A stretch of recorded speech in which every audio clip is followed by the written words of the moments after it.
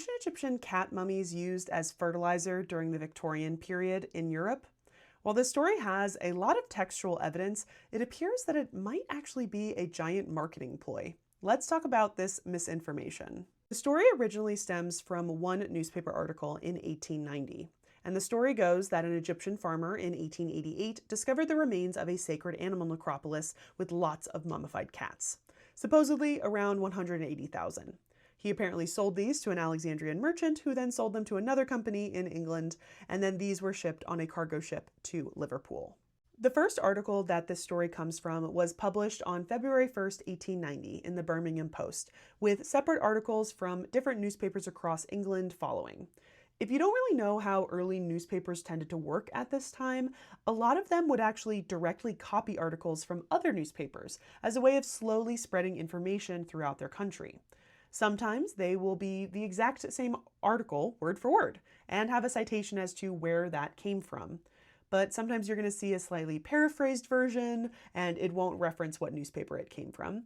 And then you're going to see highly exaggerated versions of that exact article. So, several newspapers repeated the same story in a variety of ways for about the next 11 days. These articles state that the animal mummies are being sent to England to be used specifically as manure, and are actually going to be delivered in a powder mixed with certain chemicals to become an even better fertilizer. And you can see some really funny comics that were coming out about this exact topic. But when you look at articles from February 11th, 1890, they actually claim that there was an auction for these mummies and that the mummies were not delivered in a powder and in many cases were actually still wrapped. This auction seemed to have been open to the general public where you could purchase your own ancient Egyptian cat mummy, and some of these actually were purchased for museums in England as well. So although the original article claimed that these mummies were going to be used for manure, there's actually no evidence that they were used for that fact.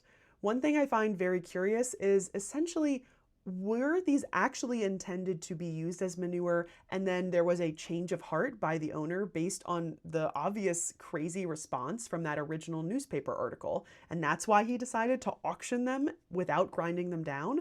Or was this just a ploy in and of itself to hike up the prices and sensationalize that someone could be able to own your own ancient Egyptian mummy? What do you guys think?